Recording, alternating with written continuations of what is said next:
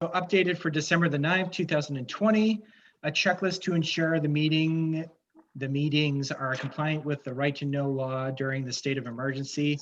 As chair of the Winnacunnet Budget Committee, I find that due to the state of emergency declared by the governor as a result of the COVID-19 pandemic and in accordance with the governor's emergency order number 12 pursuant to executive order 2020-04, this public's body is authorized to meet electronically.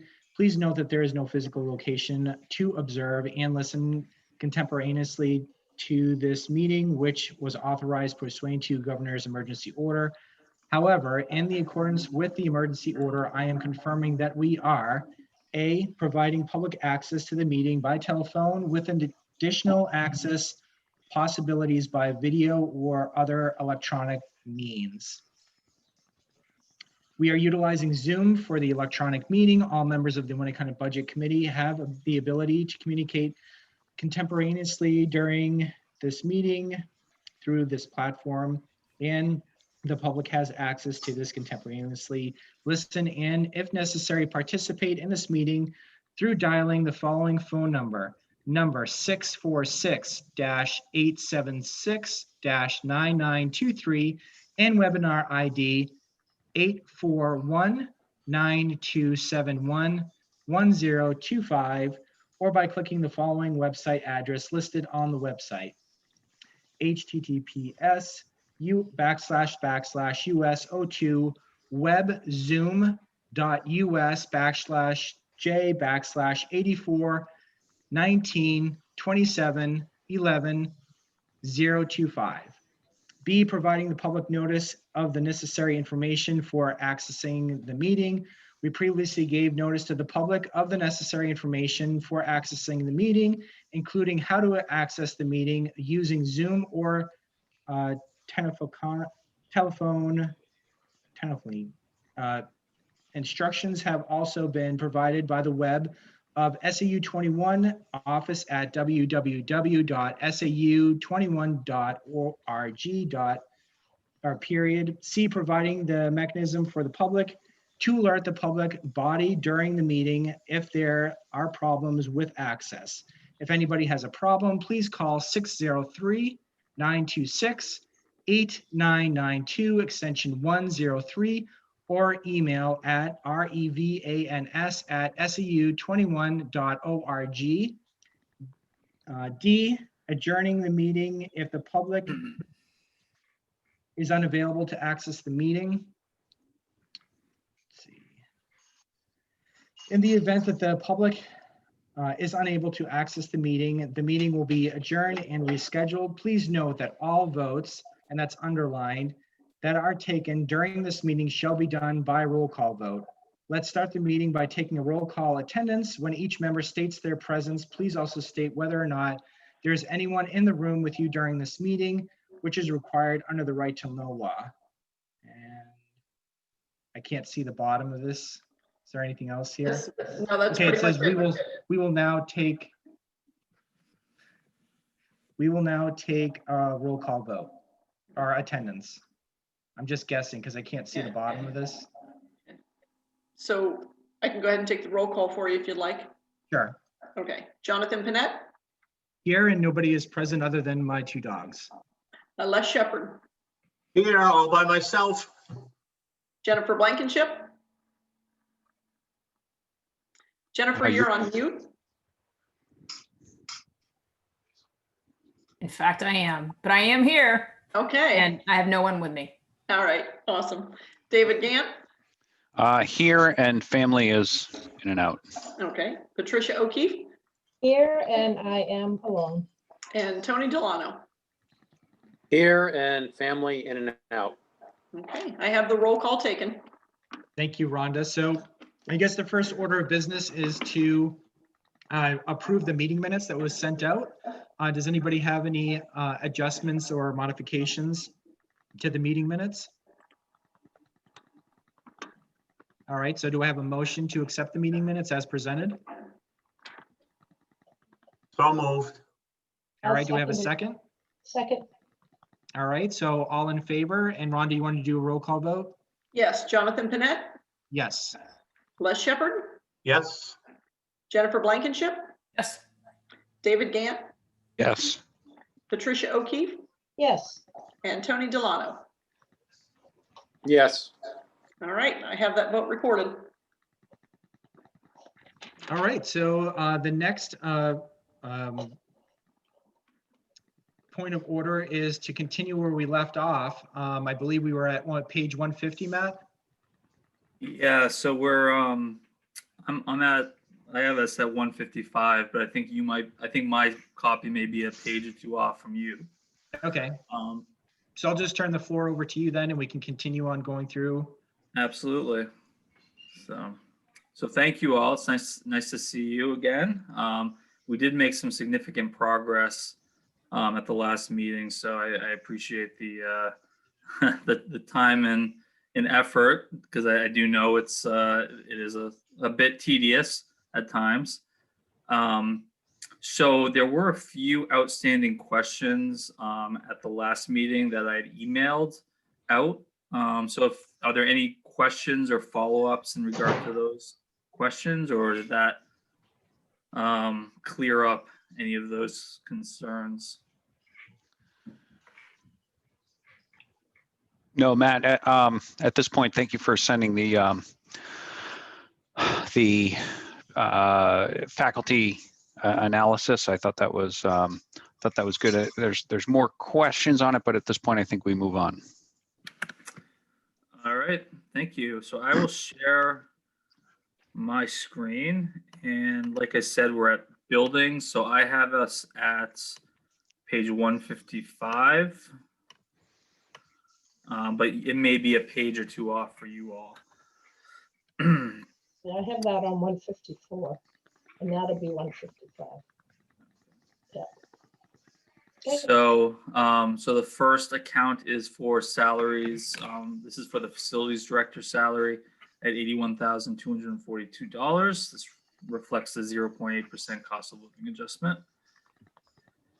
Page 157 is the salary for our administrative assistant in the facilities department at $53,223. Page 158 is the salaries for the remainder of our facilities staff. So this includes our custodians, our maintenance mechanics, both our day and night facilities staff, and that's at $803,044. Hey, Matt, can you talk about what's the current status of those people working in the building? Certainly. So we are maintaining the facilities currently.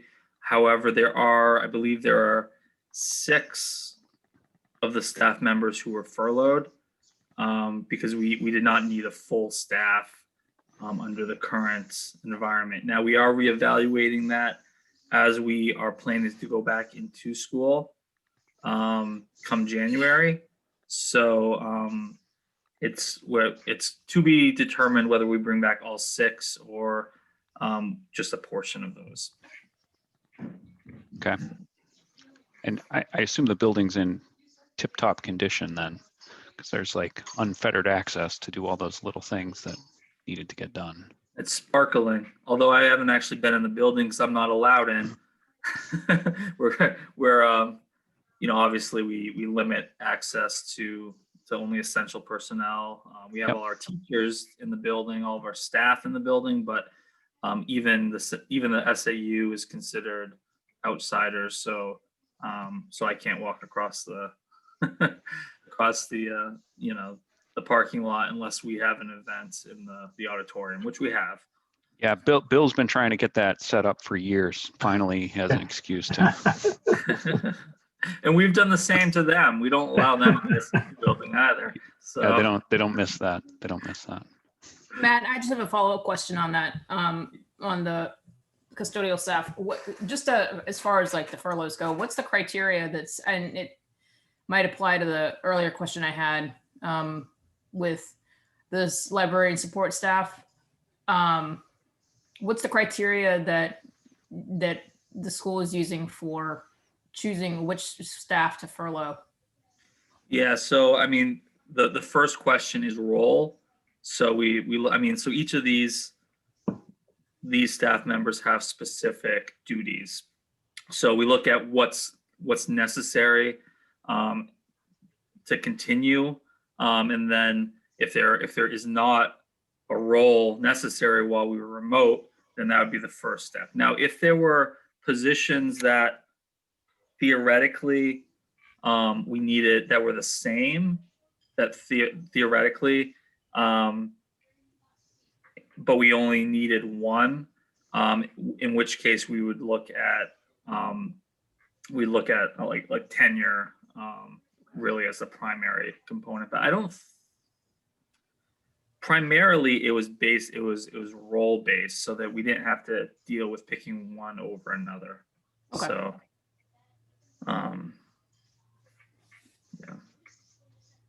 yeah. All right, page 160. We have $1 for substitutes. So, we currently utilize in-house staff to cover any absences, so we're not budgeting for any substitutes. Page 161, we budgeted $4,000 for overtime. So this is primarily during the winter when there's additional snow removal needs that are required. Also, there are banquets or outside facility, outside organizations that come in where there could be overtime requirements. That hits revenue though too, right? For outside, we would charge them for that coverage. Yeah, so we have a facilities use policy. Now, if it's an outside organization that doesn't, so there's tiers. So if Yep. it's a Winnacunnet, so there's non-associated organizations that pay a fee, so that covers any overtime that we would pay. But there are, Winnacunnet community organizations that are affiliated with the school that are not charged. But there's a tiered policy on the facilities use and what they pay. So, Hey, what was the expenditure on that account over the last couple of years? I know I have that, and I'm going to pull it up, but yeah, so we have, let me just pull up. So in 18-19, we spent $9,455. Can you see this, by the way, or no? The spreadsheet? No, Matt, we can only see what's on your. I just PDF. have the budget worksheet. Okay. Let me see if I can pull it up for you. At this.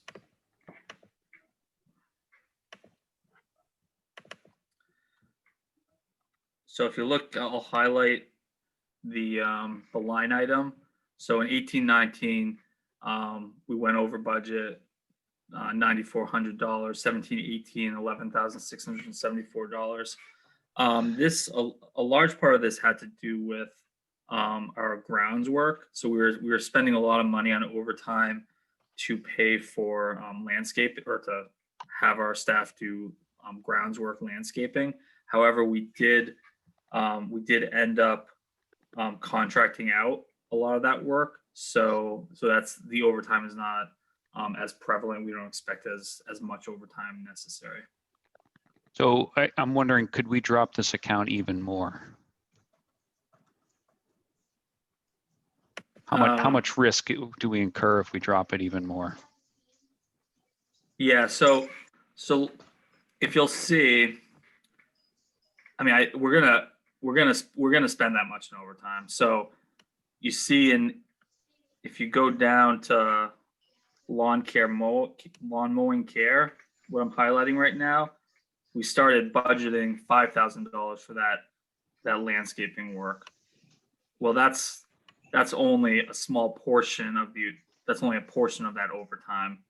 I mean, granted, we might get lucky with a light snow year and it might come down, but last year, I mean, if you're looking at last year with 1747, that's because we only had a small we only had 2/3 of the school year and we missed most of the winter. It was a light winter. So, I mean, that's where we saw the savings.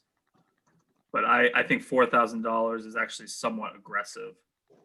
So I would be reluctant to reduce that much more.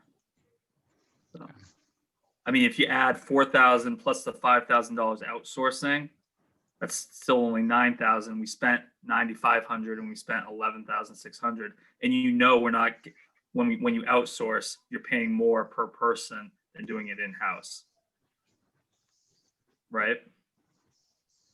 They're more efficient, so it's kind of a wash. You know what I mean? So it's hard to It better gauge be with- cheaper to outsource it. Otherwise, Well, we they bring shouldn't on a do it. whole crew who do it every day, so it's a little, I think they're obviously that's what they do every day, but Yeah. But in any event, it's Okay. it's essentially a wash. So, all right. Okay.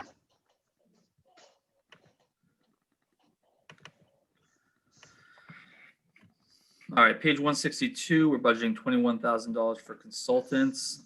So this is for a few projects that we have on tap for 2022, 2023. And that would be the auditorium lighting upgrades. We have a roof project, as well as HVAC project for that year that we will need to contract out.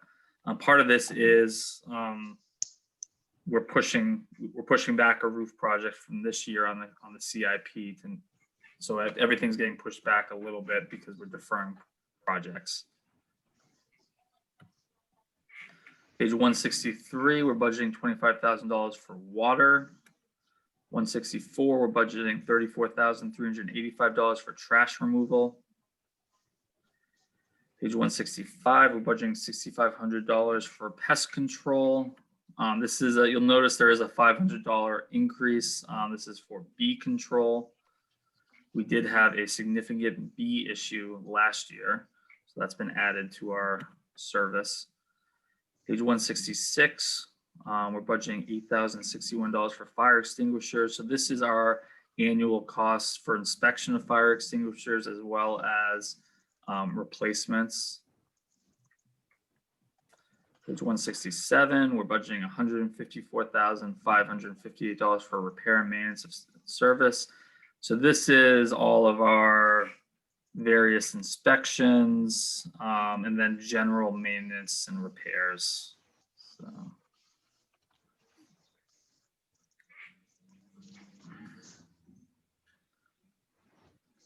Matt? Yep.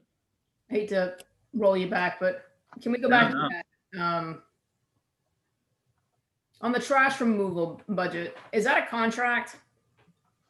Are we signed in for a term contract on that, or is that year to year? So part of it is a contract, and that contract is, I mean,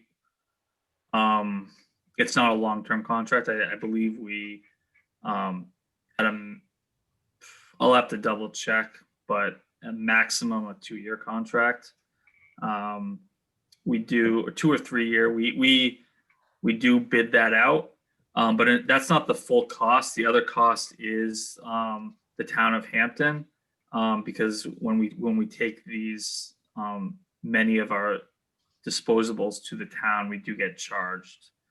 Previously, they did not charge us, but because technically we do not only serve Hampton, we serve Northampton, Seabrook, and Hampton Falls. They've eliminated that service for us. Yeah, I do recall that from last year's budget discussion. I'm just curious about where the students are not really there, and waste isn't being produced at the same velocity or the volume. Why it would still remain pretty steady? Well, we're budgeting for next year, so we fully anticipate our school to be fully in session next year with all of our students, and we anticipate the same, that waste. Now this year we're not paying for it we're not gonna. So we're not paying. It's not an annual fee. This is that we pay by the week. So this year, this cost should be lower from an expenditure standpoint. but next year we anticipate having our full trash removal cost. Does that make sense? Yep, it makes sense. Okay. Yeah, we don't, it's not a set cost. It's a set fee, like a weekly fee for pickup. And then the cost to actually bring it, when we bring it to the Hampton DPW or whatever they call it, they charge us for, you know, any disposal of like electronics and TVs, et cetera. So. No, I understand. Go ahead. Sorry. All right, page 170, we budgeted $8,700 for repair and maintenance of the auditorium. So this is our auditorium upgrade plan. This happens to be a light year on that plan. So you'll see this is the full plan. So next year you'll see it jumps back up because we have a lighting replacement cycle that's coming up starting in 2022, 2023. And then, so it should be pretty steady in the subsequent 3 years, around $80,000. But this happens to be an off year where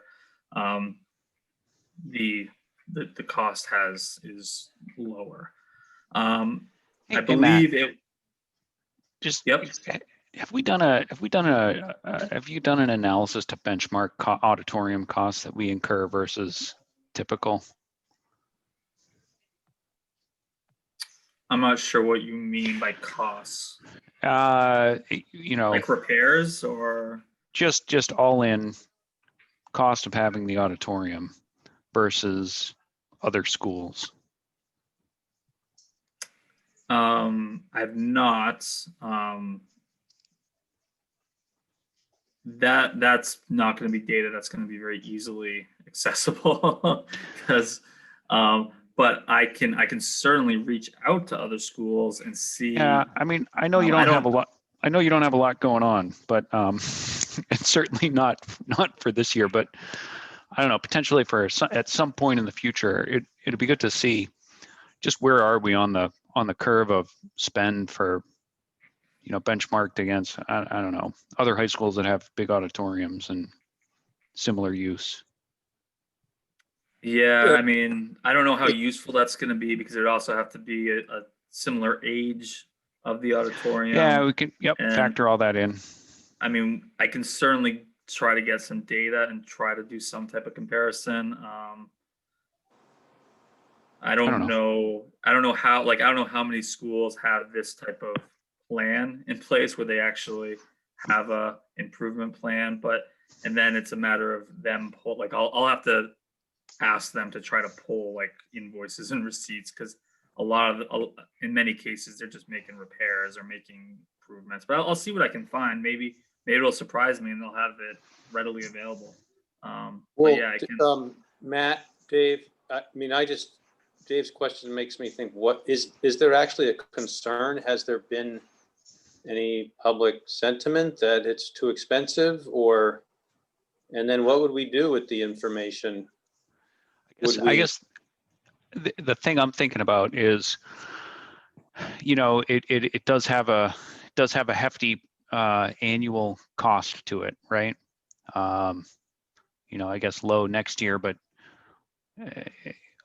80,000 for a couple of years. It'd be good to know just how does that compare to what other people are. I don't know, maybe it's really low and we can say, hey, we're doing a great job and we can use the information as an example of how great we do at managing the building. Or maybe it points out that, I don't know, we need to do something different. I am on board with building a new auditorium. That sounds like a good plan, Dave. And that's the other thing. Right? At some point, you have to decide when's end of life, right? I mean, I don't think we're close to that yet, but it does start to build that reservoir of knowledge. Is there yeah? How is this type of thing addressed? Is there a capital improvements plan, and how is it addressed in that sort of venue? And let me just add, I'm sorry, let me add, please, because it's making me think about this. If you start looking at the auditorium, aren't you We're gonna have to look at the gym, the cafeteria, any of the other spaces that are expensive to maintain. It's a fantastic idea. Yes. I'm not saying it's a fantastic idea. I'm saying it's a lot of work, but I'm thinking maybe some of the work has been done. Yeah. Well, maybe Well, I it mean, would be that's- helpful if we were specific about it, because it seems to me that the majority is replacing lighting and seating. That seems like 95% of the cost. So maybe that would be helpful, something more specific as far as if we're on track with replacing lighting, if that's similar to other districts, or replacing seating, if that's recommended by the seat, the seats that's the majority of what's in the auditorium, if that's on track, rather than the entire auditorium on the whole, maybe that would be helpful. Yeah, I Sure. mean, I don't think there's a issue with the infrastructure, the actual auditorium. I was being somewhat facetious. I was being completely facetious about replacing the auditorium. This is purely maintenance.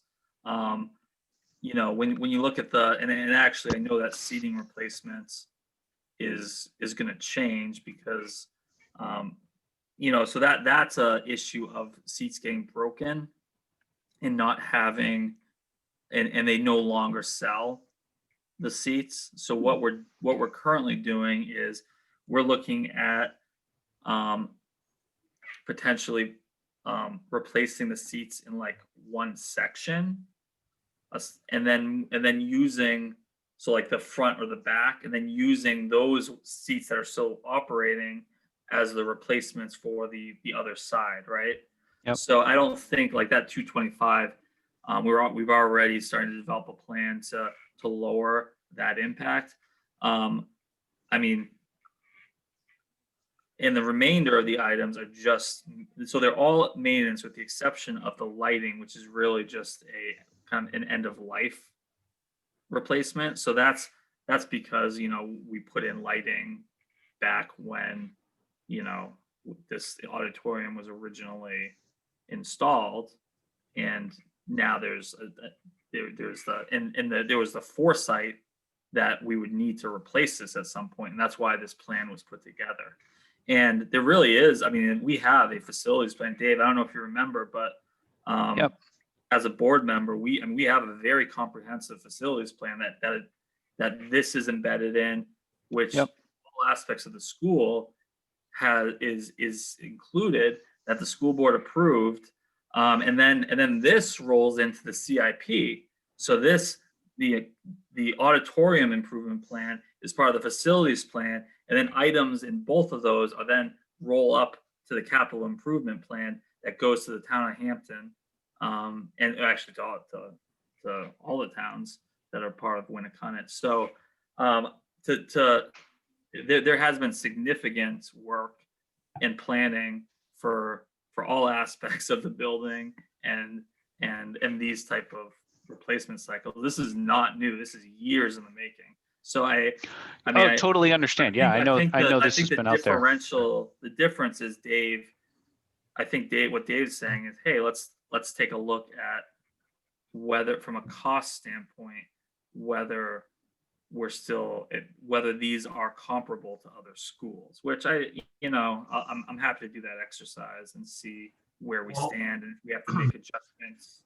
Well, Matt, we're just voting on the 8,700 tonight, or approving the 8,700. Who knows if we'd approve the 82,000 next year or the year after, or the 228,700, that's down the road, correct? Correct. Okay. So you'd have a year to get that information at any rate. Yep. But to Tony's question, not that we would ever introduce any kind of, outside ideas to a public audience about what the project portfolio looks like. But is there a portfolio of sorts that the board, that capital projects plan that you're talking about, that the board works on? Is there a way to see that so we have a context around other major CIPs that are either coming up or have passed, like a sort of a 5 years on either side of like what we know we've done and what we expect to be doing in the next 5 years for major capital projects? Yeah, I mean, we have a capital improvement plan and facilities plan that I can certainly send to you all. I'd have to, I mean, we certainly have the information on years past. I mean, I don't have we create a document for future. So, I mean, I could look back at old CIPs for the previous 5 years, but really we're forward looking. So I could probably find an old CIP from 5 years ago and then cross check as to what we actually did for projects. But yeah, I will send the budget committee the facilities plan and the capital improvement plan. So, That would be super helpful. great. All right, page 172. We've budgeted $66,358 for insurance. So this is our property and liability insurance through Primex. Page 173, we've budgeted $85,000 for supplies. So these are our, various facilities, supplies, custodial, electrical, HVAC, plumbing, operational, etc. Page 174, we've budgeted $214,991 for electricity. So this is approximately $20,000 decrease. We were able to negotiate an SAU-wide rate for electricity that is substantially lower. So we are seeing some savings there. We're also starting to recognize some savings with our LED upgrades. Page 175, we've budgeted $122,130 for heating fuels. Again, we were able to negotiate a lower rate for natural gas. Page 176, we've budgeted $10,000 for renovations. So we are only proposing a gym floor refinishing and some concrete repairs at the exterior of the C wing. We are deferring a number of projects due to the current economics, considerations. So the items that we're deferring include the LED lighting, some HVAC automation at the Tech Ed building, and we are looking at potentially utilizing the building maintenance expendable trust to replace the shingle roof on the storage. So it's essentially the garage out back, as well as to install some bollards that were recommended from Homeland Security as part of their audit of the facilities. Page 177, we're budgeting $28,500 for furniture.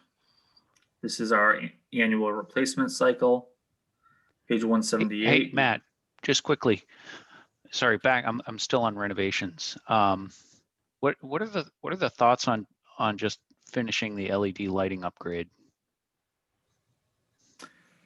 Well, I mean, we had it planned for this year, but we've put a substantial investment into that project. But we felt that this was a year where we're looking to cut costs in every area, and that was this was an account that we felt we could defer. Now the LED lighting that does provide a very the ROI is like less than 3 years on that, so it's a kind of a no-brainer for the project. But we've done a bulk of that, and we felt that deferring it a year would at least, we're trying to be as economically or fiscally responsible as possible. You just answered my question, the return on investment. I'd be okay doing it. Right, just Based get on it that, done. just do it. Right, because if the return on investment is 3 years, Yeah. Mm. So if that's something the board is interested in doing, you could certainly take a vote to increase this. I guess, you know, I guess I'll make a 60,000. motion to increase it to 60,000. I'll second that. I think I would go with Matt's rationale. I'm not in favor of increasing it by 50,000. Yeah, I think people are hurting out there, and you want to keep your budget as low as you can. I think you're right. I think you should defer this. So there's my 2 cents. I mean, we absolutely feel that this is an important project, but we just, I mean, to Les's point, our towns are gonna see declines in tax revenue. Families are struggling, so we want to be cognizant of, you know, potential, you know, their tax rate for property taxes. So that was our rationale. So wherever possible, we cut where we could potentially defer to future years. So that's what our thought process was. I remember at the public hearing last year, and I can't remember the gentleman's name, but he certainly chastised the Winnacunnet Budget Committee for not making any cuts. And I'm assuming that this gentleman will show up again, and he would be saying, not only did you not make any cuts, but you added 50,000. I can see how that would play out, but whatever. Yeah, I'm open to having that conversation with anyone, given the background on this one. Matt, can you? If the return on investment is after 3 years, it's not like we're getting it done sooner. So the return on investment is 3 years. So what are we what's the cost by delaying it a year? So would we have like a guesstimate of what that would be? So by deferring it, we're going to be spending an extra $6,000 or $5,000 in electricity, or an electricity bill. I'm just using that as an example. 17,000.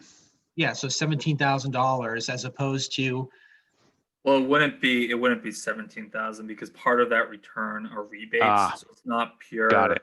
Okay. It's not pure, but yeah, to your point, I mean, I don't know the exact number. I mean, we get rebates of almost 50%. So actually, we can kind of extrapolate that, I guess, if assuming 50. I got 3 questions on this, Matt, or anybody. Like $8,000 maybe. Yes, Tony. Losing my train of thought. The return on investment is, who calculates that? Who does that? We calculated it. So based on our consumption. Is it prospective, or is it looking back at what you saved? Because some of my experience, I've done some, you know, this type of work, renewable energy, the returns on investment, and I'm very supportive of it. They look good, but they're not as good in reality. So that's one question. Another question is, are we really going to be at full capacity next year? I mean, everyone believes we are. And I'm assuming that a return on investment assumes you're fully utilizing those lights. But that question is partially answered by the point about the rebates. And do we know, are the rebates going to be around? Do they disappear at some point? You have there's a number of good questions there. So no, I rest we my don't case. know that. So so the rebates are determined on a year-to-year basis. So there's no guarantee that we're going to get the rebates. We are assuming that full capacity and full usage of electricity. So if we aren't at full capacity, then we wouldn't get the full return. We are assuming the current rate of electricity, and actually that 3-year return on investment is 2 years ago when we did the calculation. So it's not based on this. I mean, I'm not that's what we calculated. It was just under 3 years, 2 years ago. So based on, electricity rates, that's probably changed slightly. So, those are all, there is absolutely uncertainty there. So Tony, I was going to ask the same question about the rebates. I think rebates are more likely to be available next year than they are 2 years from now.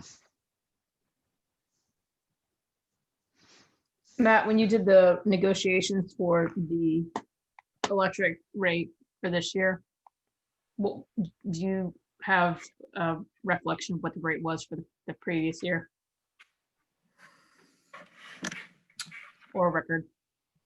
we have record. I don't know it off the top of my head.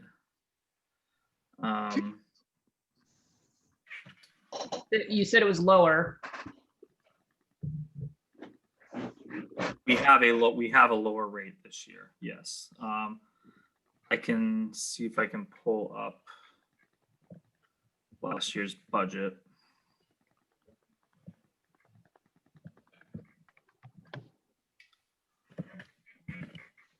This is just going to take me a second.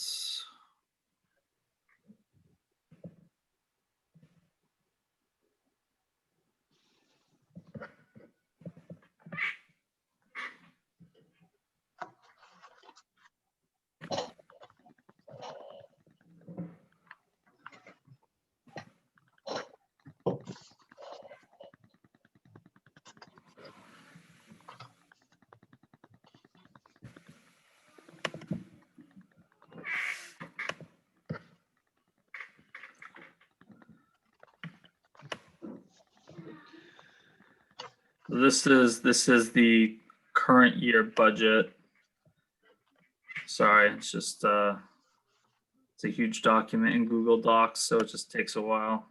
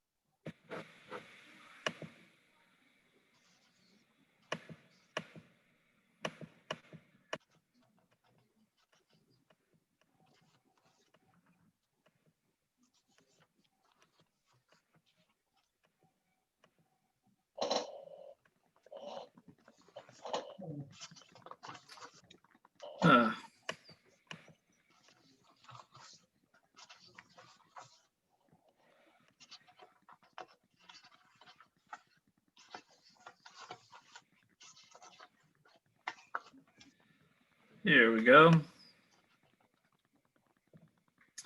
So 0.0778, and we're at 0.066.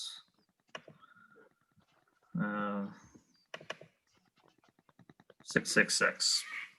So that adds up. Yep.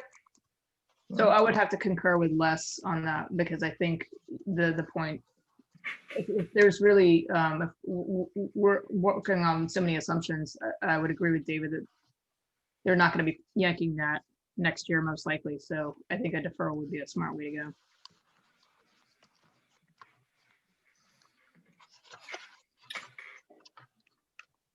You know, I'm not sure in the grand scheme of things, it's the money, Matt. I mean, I know it looks, you're adding $50,000. I think it's the perception, okay? And that's why I would prefer to leave it as it's, just for the perception.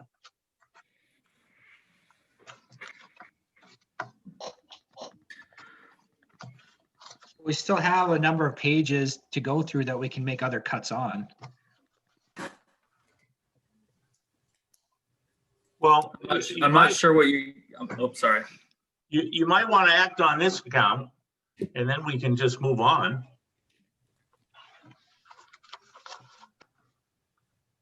Well, we have a motion with a second. We're in discussion. Right? I can withdraw my second, and David, if you want to withdraw your motion, and then we can go on, then we can revisit this again. Sure. Yeah, I think that's a fair point.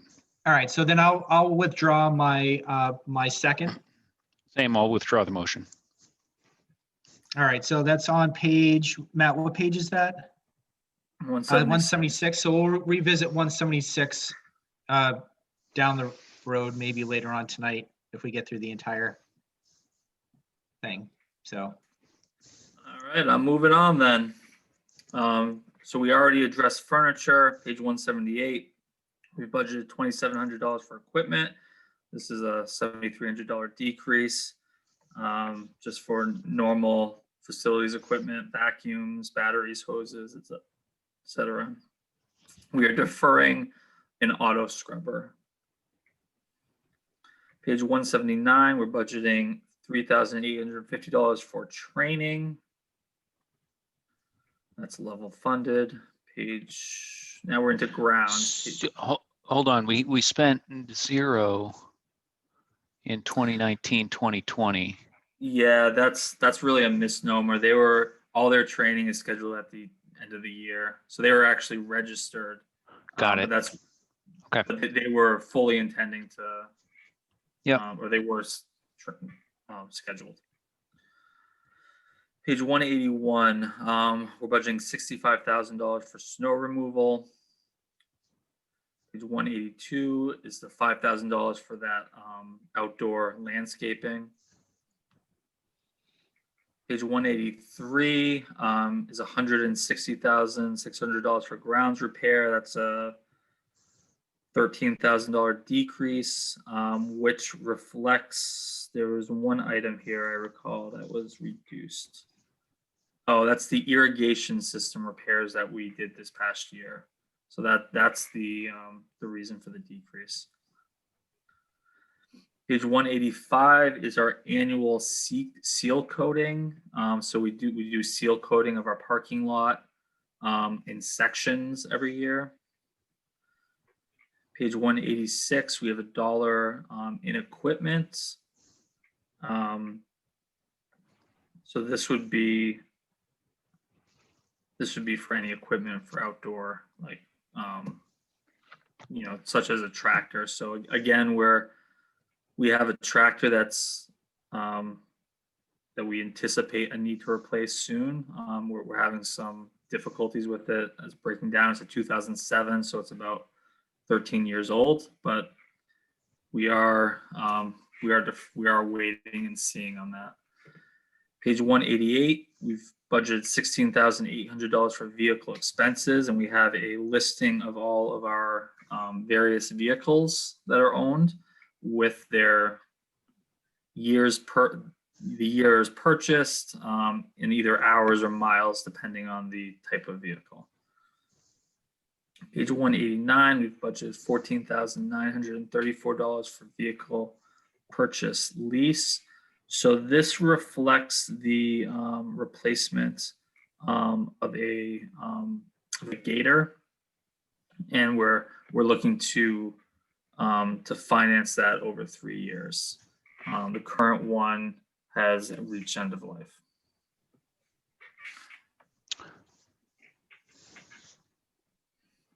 Did you have a question, Dave? It seemed like you were about to say something. Yeah, so it's really the increase is to replace the 2008 John Deere Gator grounds maintenance 4-wheel ATV. And the reason given is that it has rot on the floorboard side and rear gate, and that there are sharp edges.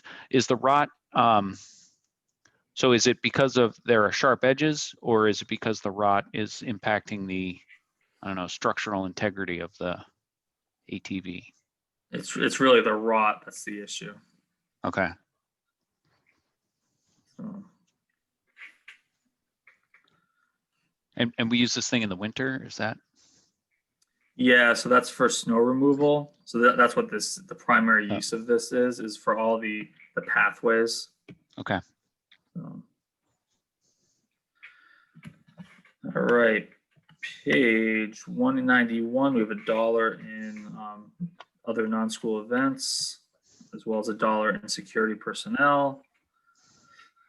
Moving into transportation, page 194 is our contract with First Student for our daily transportation at $632,905. Page 195, we've budgeted $405,575. This is for our special education transportation. And it outlines the various out-of-district placements. And then we have in-district transportation as well. Page 196, we've budgeted $100,000 for our athletic transportation. Page 197, we've budgeted $12,500 for our field trip transportation.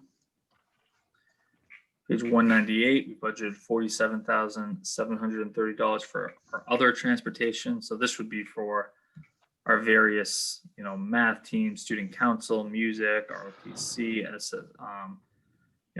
those type of services, as well as our McKinney-Vento, homeless, foster care transportation, those busing costs. All right, moving into debt service, page 200, we have $1,685,000 principal bond payment. This is for the building project. And it's important to note that the final payment on this is to 2024. So it's coming up in a budget year shortly. So that will be a good year. Page 201, we have $283,688 for the interest on that bond payment. Into employee benefits. So page 203, we have budgeted $2,655,885 for health insurance. So this reflects a very modest 3.4% GMR. So that's the guaranteed maximum rate for the health, the premiums for health insurance. Additionally, we have reduced this account by $150,000. So we have under budgeted this by $150,000. I had, when I provided my summary, I briefly mentioned this. And this is due to our health insurance expendable trust that we set up a couple of years ago. And this is the exact purpose of that trust, is to be able to hedge a little bit and under budget, because this is the guaranteed maximum rate. However, in March, we get the actual rate, and that there could be a differential there where it comes down. So last year it came down by about 5%. There are other years that it stays exactly the same at 3.4%. So if there is a differential, we can, we could potentially just absorb it into the budget. Or if there's no differential, we can withdraw from the trust, or if we can't absorb it elsewhere in the budget. But this is just a great tool to be able to under budget. Another use for that expendable trust would be if there were some major costs due to, because healthcare costs can be somewhat variable. If we have a large number of teachers who get married or have children and their health elections change during the year. So in this case, we are reducing by $150,000. Matt, just a question. Yep. Did you recently get a rebate back from the New Hampshire Health Trust that you had to divvy up and give some of it to the teachers? We did, and that's a logistical nightmare, because it is. So they give us, so what Les is referencing is Health Trust is our provider, is providing us a holiday, what they call a holiday, but it's essentially a rebate because claims went way down due to the fact that COVID occurred and people weren't going to the doctor, they weren't getting treated. So they provided us a rebate. we got the set, we similarly got rebates in, I believe, workers, two other insurance policies we have. I think it was workers' comp and unemployment. Maybe not unemployment. Definitely workers' comp and another insurance. In any event, we received a bulk check. So and then we have to divvy it up to the teachers, their percentage of that check, of that rebate check. I know for the SAU, it was in excess of $300,000. For Winnacunnet, I want to say 180 maybe. I don't know the exact number off the top of my head. So, but keep in mind that includes the employees portion as well. So the employee pays, say it's 20% of the premium, they get 20% of that rebate. So that was Matt, that was a nice. Yeah. Yep. Go ahead. I was going to say that 3.4% GMR seems a lot lower than we've seen in years past. What created that 3.4%?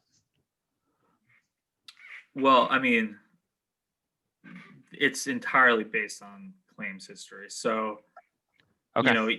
There's a trailing 18-month history that the health trusts actuaries look at, and it's really how many claims are being put in by your employees. So last year we actually had a 1.9% GMR, and when the actual came through, it was like a -3%. So Okay. it was that being said, in years past, we've seen 20% GMR, 18% GMR. Right. So it's purely, it's based on how, if you have a couple employees that have some serious illnesses and, substantial claims, then that can really drive up your GMR. So Okay. Overall, healthcare costs have been increasing over the last, at least a decade, significantly. All right, page 206, we budgeted $87,266 for dental insurance, and this reflects no increase. Page 207, we budgeted $14,978 for our life insurance. Page 208, we've budgeted $47,369 for our long-term disability insurance. Page 209, we budgeted $1,041,256. This is for FICA, which is 7.65% of every dollar of salary. Page 210, we've budgeted $2,593,537 for retirement. So this, again, is an item that I highlighted in my summary. So the state of New Hampshire retirement system increased their rates by 3.22% for teachers and 2.89% for all other school employees. So that reflects a huge increase. So in excess of $500,000 to this particular budget.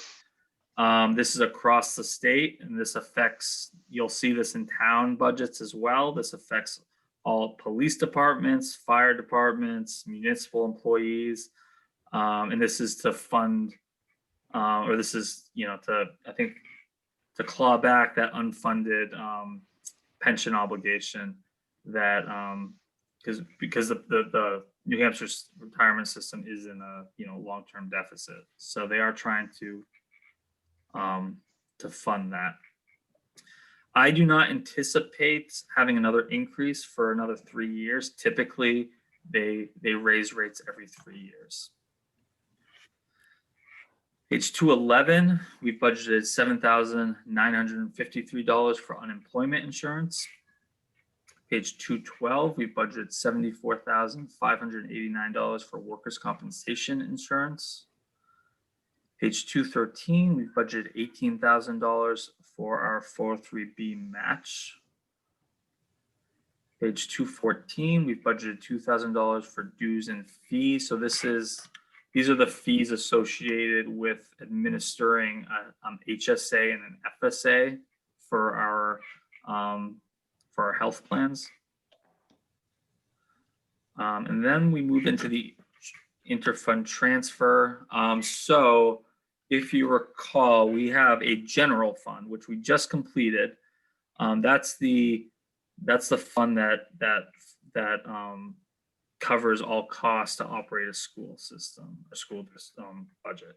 Then we have a food service fund, and that's separate. That's standalone, and it's supposed to fund itself via revenue. So that revenue comes from, students and staff paying for lunch, and then federal and state reimbursement through the National School Lunch Program. So if the program runs a deficit, the general fund needs to fund the food service fund. So in which case, that's where this transfer account would be. As you recall, in years past, we were running significant deficits, and we took some significant action to modify that program to cut expenditures to drive up revenue, and we're very successful.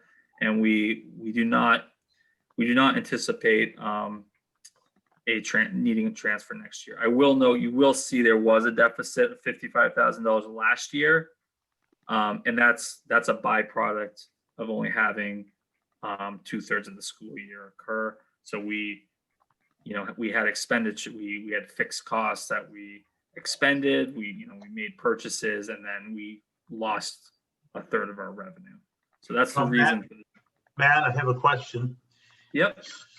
So in Hampton, K through 8, every student is eligible, whether they are free and reduced or not. They're eligible until June to get free breakfast and free lunch.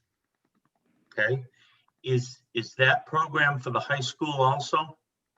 Yes. So that's that's available for every school district actually in the country, but you have to apply for a waiver to get it. So we did. So for Winnacunnet, we applied, as well as all of our SAU 21 schools.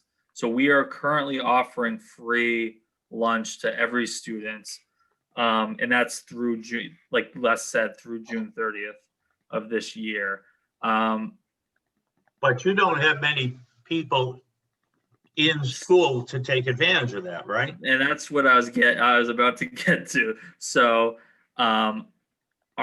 we do have some participation because we do some delivery and we do have pickup, but that's not full participation. So we furloughed some food service workers based on the lower participation.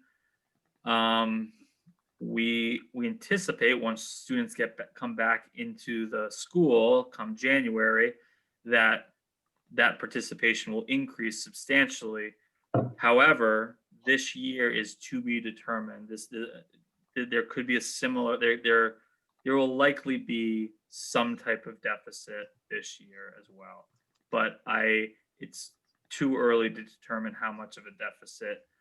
But for next year, we do not. Assuming normal operations, we do not anticipate a deficit. All right. So moving into the food service budget, we have $61,714 for the school nutrition director's salary, $235,214 for the food service staff salaries, $220 for substitutes. I say $220. Page 220, we have $600 budgeted for substitutes. Page 221, we have $1,000 budgeted for workshops and seminars for the school nutrition staff. Part of that is certification. Page 222, we've budgeted $11,599 for repair and maintenance of equipment. You'll see that the reason for the increase is for the My School apps of $924. Page 223, we've budgeted $16,000 for non-food supplies. So that's the, paper goods, small wares, any of our cleaning chemicals. Page 224, we've budgeted $230,000 for supplies, milk and food. So this is the food and the drinks. Page 225, we budgeted $28,000 for USDA commodities. So this is kind of food staples that we get through USDA. So think of like blocks of cheese, canned goods that we supplement our food purchasing with. And that this is 100% reimbursable. So it's $28,000 that we're spending, but we're receiving back $28,000 in revenue. Page 226, we've budgeted $1 for equipment. Page 227, we've budgeted $2,000 for other expenses, so for uniforms and for our buyers group fees. And that finishes off school nutrition. And that completes our operating budget. So do we want to go back to any of the accounts? I know there was, we had some robust conversation about renovations with the LED lighting project, or are there any other accounts that we'd like to discuss and revisit? Can we move on and still come back to 176, or do you want to vote on the operating? Well, at this point, we're looking to vote on the operating budget, and then we have one warrant article that I'd present and we'd vote on as well. Well, Matt, So- help me out right now. We've gone through the whole operating budget, and I don't think we've made a change to it, have we? No. Okay. So what is that total amount without making any changes? I know it's here somewhere, but Yeah, no, absolutely. So the total amount is $28,770,668, and that represents a 0.66% increase. okay. And what's the default? The default is $28,979,335. So that is actually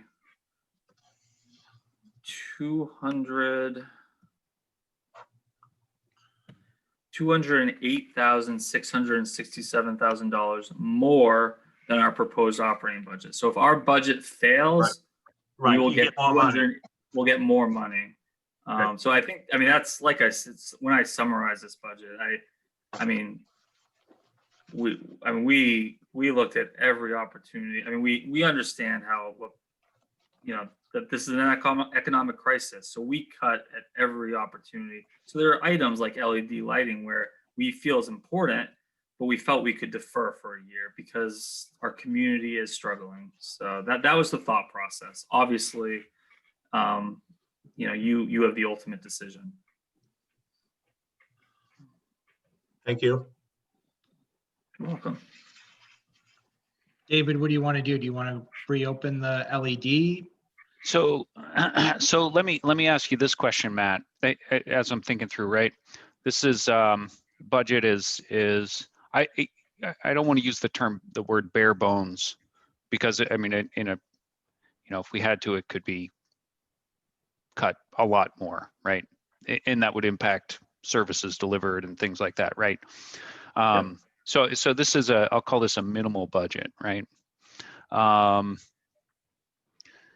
like to think of it as a budget that continues operations of the school and provides the appropriate learning opportunities for our students, but with no new investment and no new initiatives. Right. So next year when we come up with the budget, that was well said. Next year when we come up thanks, appreciate it. I have it on record. I recorded it, so we're good. So next year, we're going to come with a budget that has some of those things in it that we've deferred, right? We've essentially deferred everything. So next year, and my thinking on that is that going to mean that next year's budget is going to be significantly higher than the default budget and make that harder to pass, because people aren't going to get into the details of it was a really low budget last year, and they're just going to see the number and say, I don't know, it's 500,000 more than the default budget, so we're going with the default budget, meaning we're essentially stuck with this minimal budget for another year, right? Are we setting ourselves up for that? Well, there's a number of factors that are outside of our control. So we don't know, what type of health insurance increase we're going to get next year. If there's a big increase in health insurance, that could affect how we budget our discretionary accounts. Similar to so say we got a $500,000 increase in health insurance, a $500,000 increase in retirement, that would hamstring us for the remainder of our budget, right? Because that's $1 million where we have no control over. However, I think my perspective is, we budget for what we need, and and we're open about that with the community. We publicize this. We have these open meetings. We try to get this budget out as much as possible. We let them know that there will be costs coming down the pipe in future years, so that there's hopefully it isn't a surprise. But it's not like we're going to be asking for huge increases. I mean, none of these deferrals are major investments, but many of them. I mean, the LED lighting is probably the largest at 50,000. Otherwise, it's 5,000 here, 10,000 here. So we are always looking to be fiscally responsible every year. So I don't anticipate bringing forth a huge increase, with a caveat of, what if health insurance goes way up or special education goes way up, something like that, which is really out of our control. But our discretionary accounts, we are always, being as responsible as possible. And we only bring forth investments that we feel are worthwhile, right? For initiatives that an LED lighting upgrade, that just makes sense, because we're going to make our money back long term, right? And then if there's a curriculum-based initiative that that a department brings forth, we're going to entertain that and determine whether there's a value add and whether it's appropriate for the school, and we'll bring that forth. But I think for this year, we're very comfortable with what we're bringing forth. I hate to budget now based on what I think the community will react like in the future. But I understand your point, right? Because as far as defaults and variations from year to year.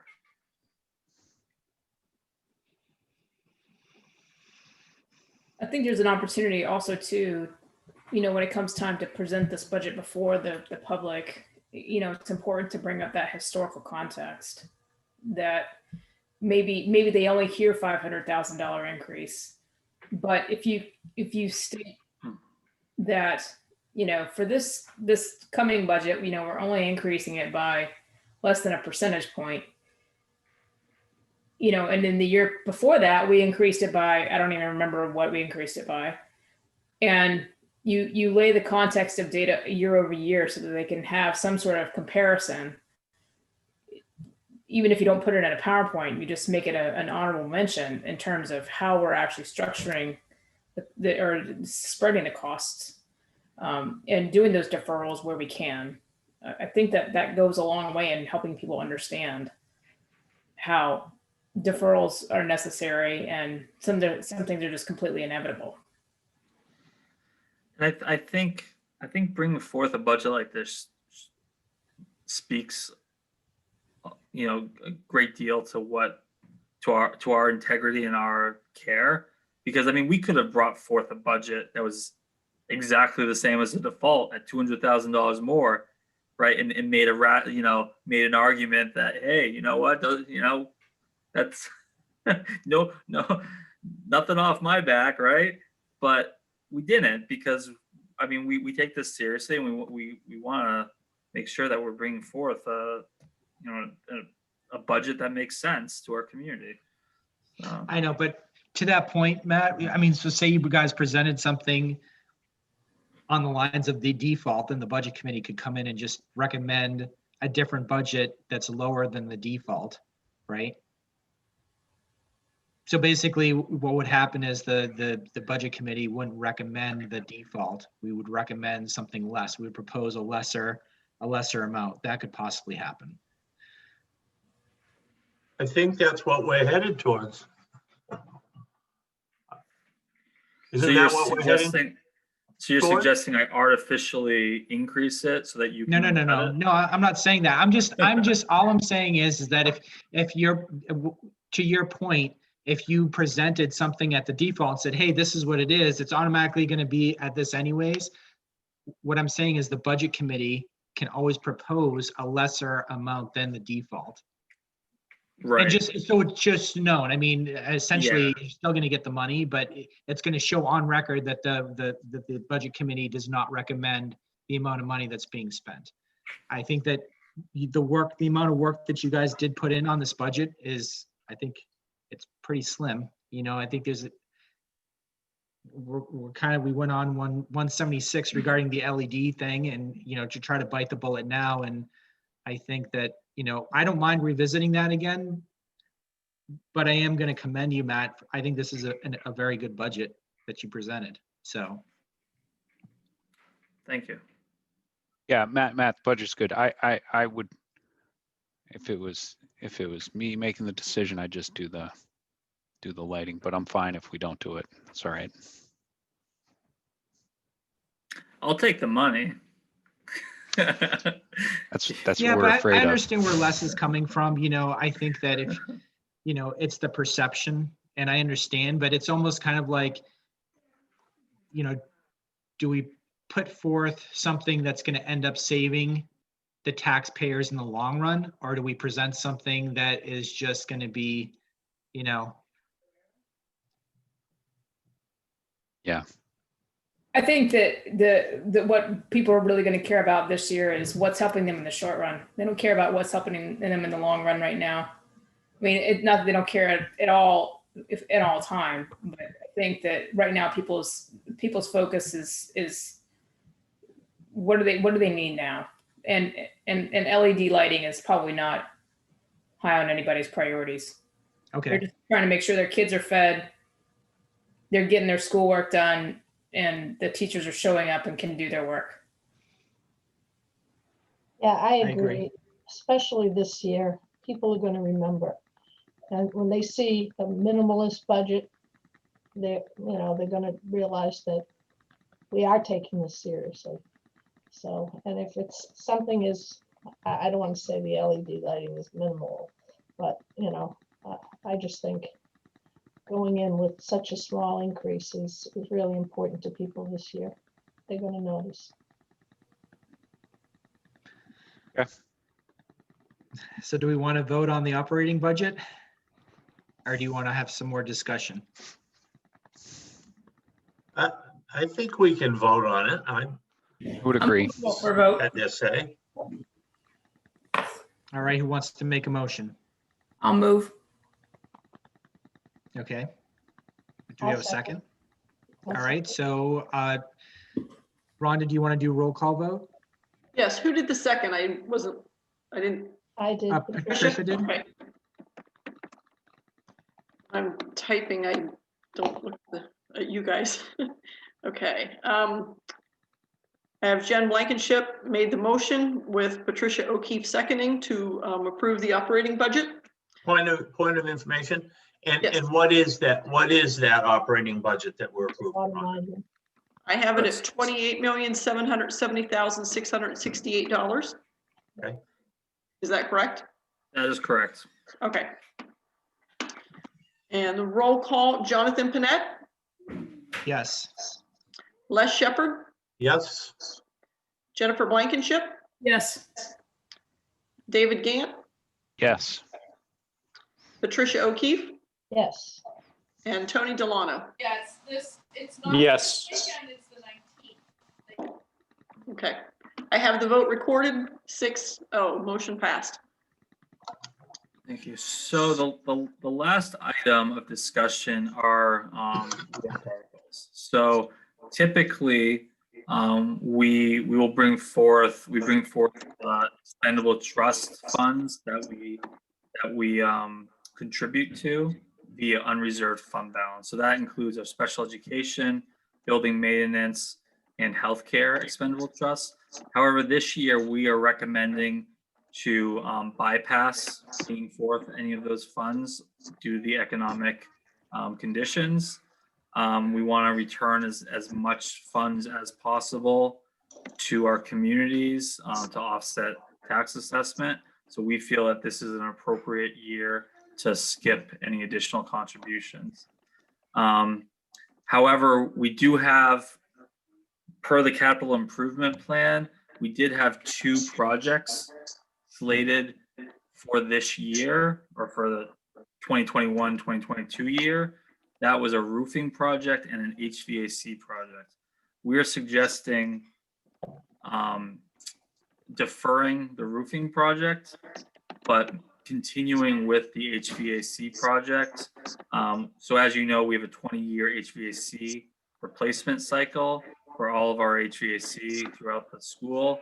And this year, it's the Tech Ed building. So we are proposing an HVAC warrant article in the amount of $325,000. And that's the only warrant? That's the only one. Can I ask Caroline a question? Do you feel comfortable without the special ed trust fund? So is it the case that it doesn't exist? No, because I'm assuming this, you still must have quite a bit in there. We're at the target. So our target for special education, we wouldn't ask for it anyway, because we're at $406,000 and the Okay. target is 400. That was my question. Yeah. And for your reference, the building maintenance expendable trust is just about $175,000 and the target is 200,000. And the healthcare expendable trust is $237,000 and the target is 300,000. So we have some pretty robust balances anyway. We wouldn't be asking for special education this year regardless. Building maintenance, we'd ask for 25. Healthcare, we'd probably ask for 50 in a normal year. So that, but we feel it's appropriate to do those this year. So one warrant article for 325,000 for HVAC. Correct. upgrades. Yep. I would move that. I would move that. Okay, do we have a second? I'll second. Okay, so Tony has a second. Oh. Oh, I'm sorry, David. Sorry, I didn't hear anyone.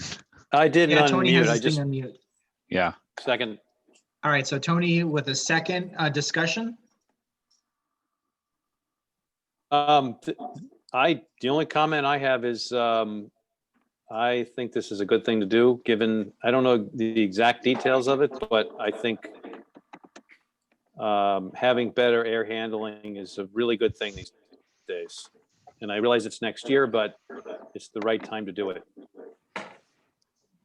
The other factor in this that I neglected to mention was it'd be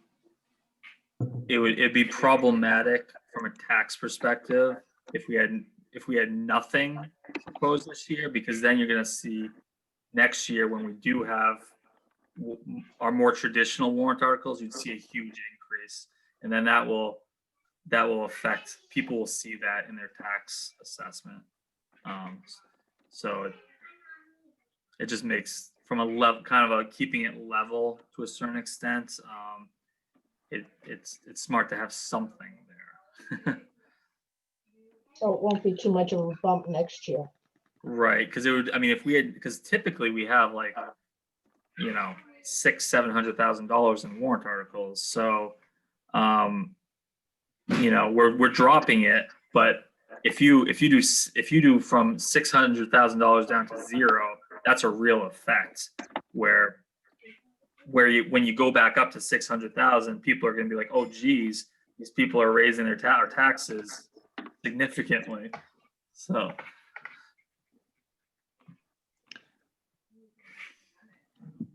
Ronnie, do you want to do a roll call vote? I do. Is it a discussion over? Does anybody else have anything they? All right, Rhonda? Jonathan Panett, Yes. Les Shepherd, Yes. Jennifer Blankenship, Yes. David Gant, Yes. Patricia O'Keefe, Yes, and Tony Delano. Yes.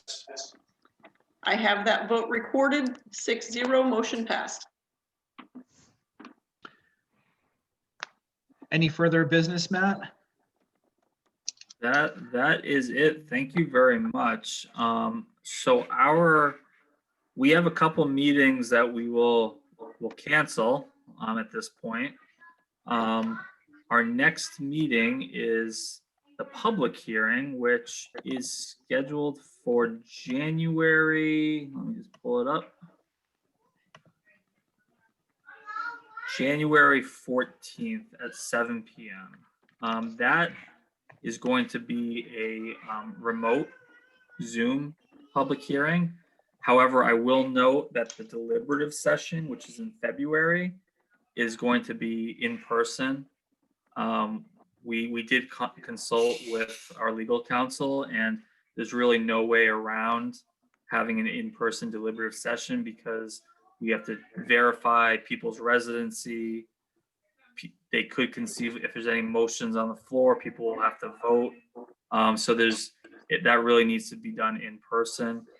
Legal counsel did advise that we try to keep it as short as possible for public health concerns, but we do have to have that in person. And you said that was February 4th. 14th? No, so the public hearing is January 14th. The deliberative session is February 4th. February You'll when? send out an email just reminding everyone. Sure, Rhonda? and you should have all received a calendar invite as well. But yeah, we can send out an email reminder. So, thank you. I as always, we greatly appreciate your time. I know there's a lot of information here. And if you do have any additional questions, I'm sure you'll read through this again. So when you're putting yourself to sleep and something comes up, please feel free to give me a call or shoot me an email. I'm happy to answer any questions. So I know Does Dave. anybody have any other further business they want to discuss before we adjourn? Just to let you know, I'm going to start deleting those extra calendar invites, so you will all get emails on that. Okay. So those will be removed off your calendar.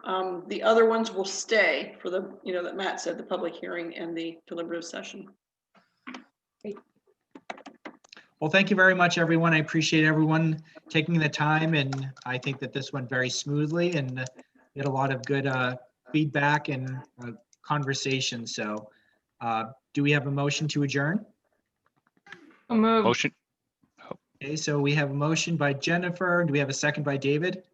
Yep, I'll second. Okay, so we'll do a roll call vote. Rhonda? Jonathan Panett, Yes. Les Shepherd, Yes. Jennifer Blankenship, Yes. David Gant, Yes. Tricia O'Keefe, yes.